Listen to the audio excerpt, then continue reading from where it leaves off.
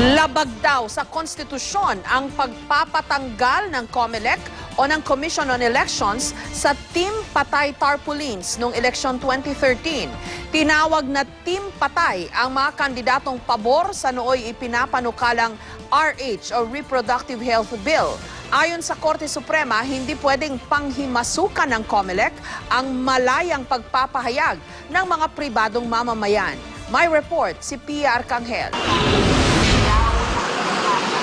Sa pamamagitan ng tarpaulin, inihayag noon ng San Sebastian Cathedral sa Bacolod kung sino mga kandidato sa pagkasenador ang dapat suportahan noong eleksyon 2013. Tinawag nilang Team Patay ang mga kandidatong pabor sa nooy ipinapanukalang Reproductive Health Bill o RH Bill na nagsusulong ng artificial birth control.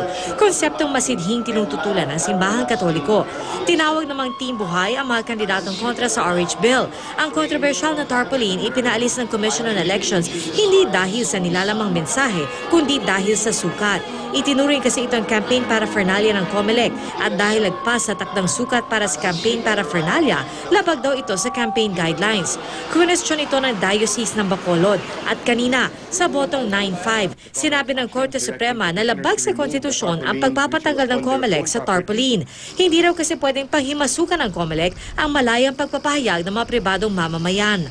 COMELEC has no power to regulate free expression of private citizens who are neither candidates nor members of political parties. The actions of the COMELEC violated the rights of free speech and expression of the petitioners.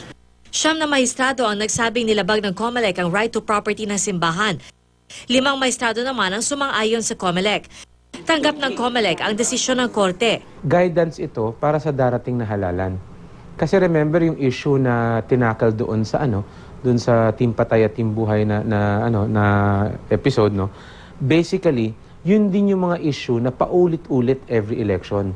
Ano ba yung karapatan ng pribadong entity? Pag-aaralan pa ng COMELEC kung maghahain sila ng motion for reconsideration sa naging desisyon ng Korte. Pia Arcangel, GMA News.